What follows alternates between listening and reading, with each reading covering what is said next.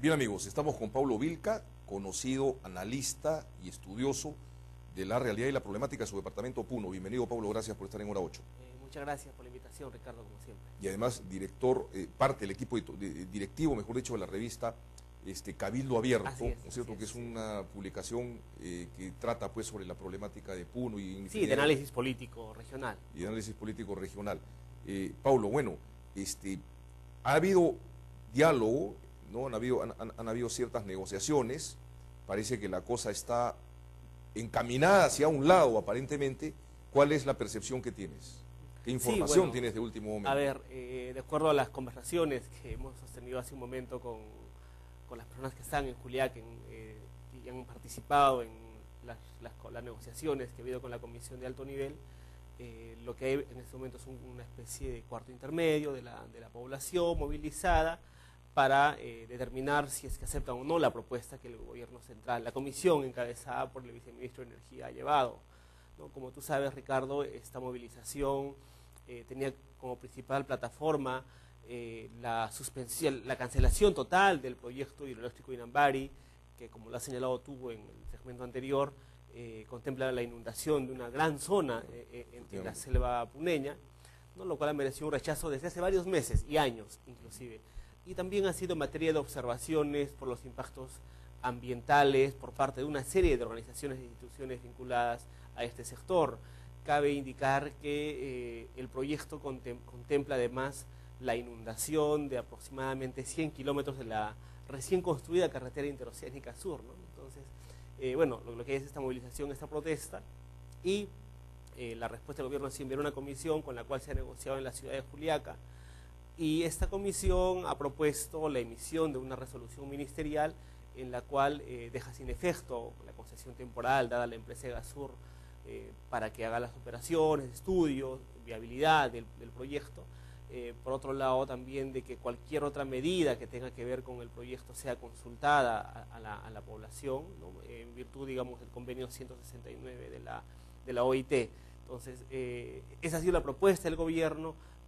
Parte de la dirigencia movilizada no la ha aceptado del todo, ya que lo que buscan es una garantía de que el proyecto no se va a ejecutar ni ahora, ni mañana, ni en el futuro, ¿no? Entonces, lo cual puede ser bastante complicado, ciertamente, ¿no?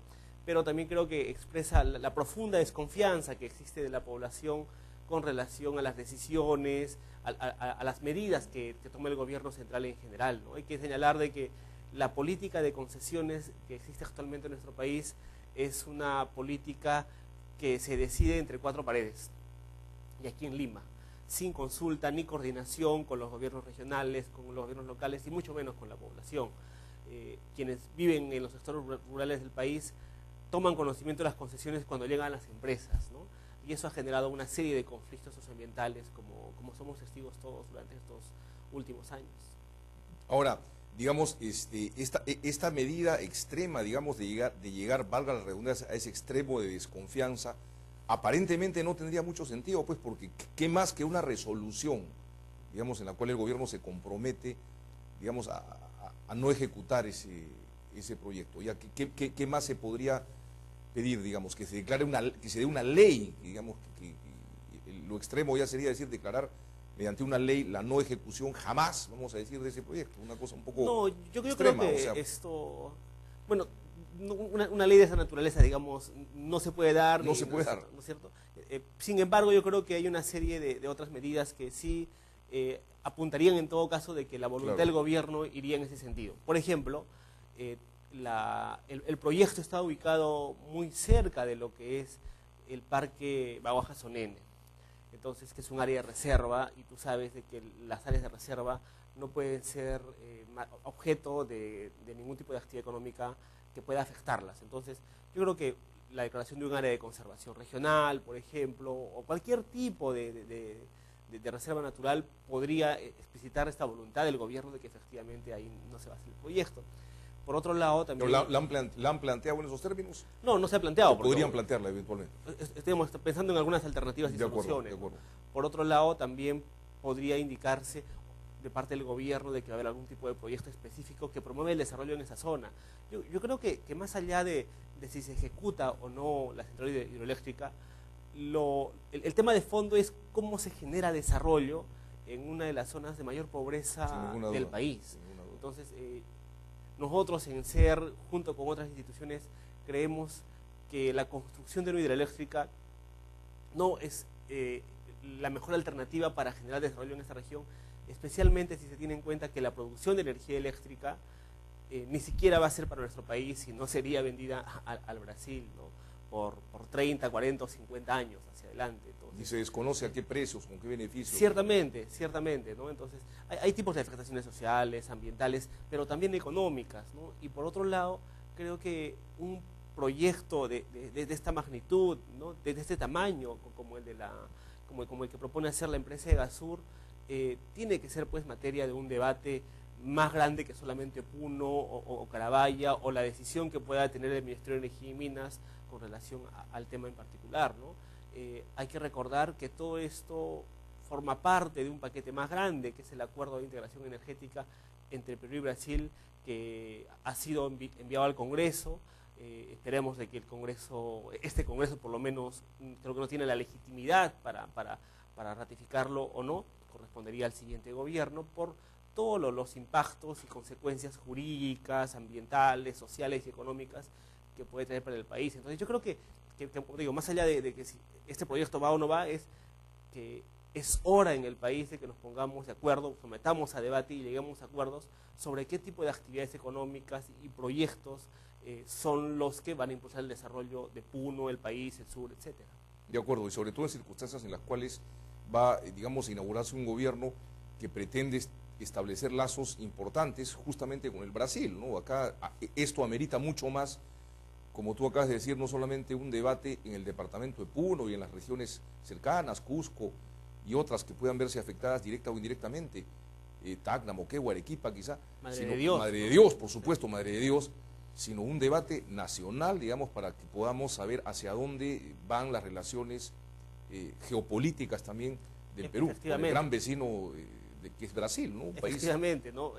de dimensiones colosales, creo que es 10 veces más grande que el Perú, en fin, que obviamente tiene pues una política de Estado desde hace muchos años dirigida a buscar un beneficio seguramente comprensible y razonable desde su óptica, y más allá de las ideologías que puedan haber diferentes en el Brasil, que consiste en beneficiarse de los recursos naturales que tiene nuestro país. Así es. Bueno, yo creo que el Brasil se está convirtiendo en la potencia que la historia le tenía reservada, ¿no? Por el tamaño, por la cantidad de recursos que dispone, por la población y las políticas gubernamentales que ha implementado a lo largo de decenas de años.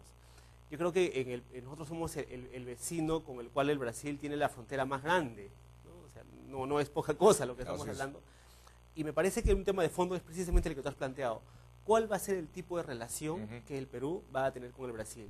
¿Va a ser una relación de acompañante, de proveedor de recursos que garantizan el desarrollo del Brasil, o vamos a ser socios en materia económica, en materia política, social, etcétera, y vamos a una relación, digamos, de paridad, ¿no? Hay que recordar que el Brasil, con todas las ventajas, y a todos nos gusta el fútbol brasileño, además, es un país que ha mantenido una política económica bastante proteccionista, ¿no? El modelo económico brasileño, que ahora todos siguen con mucha atención, ha priorizado siempre la industria nacional brasileña, el fortalecimiento de los sectores económicos del Brasil en particular. Entonces, es muy complicado para cualquier industrial peruano, por ejemplo, exportar algo hacia el Brasil, ¿no? Entonces, yo creo que es importante plantear los términos de relación con el Brasil, y lo que ocurre actualmente en Puno, lo que ha pasado esta mañana, ahora en el día en Juliaca, es un pequeño capítulo de esa relación que debemos plantear con esta potencia mundial, hay que decirlo claramente. No estamos hablando de Chile ni de Bolivia, no, estamos hablando del Brasil, que es el gigante sudamericano.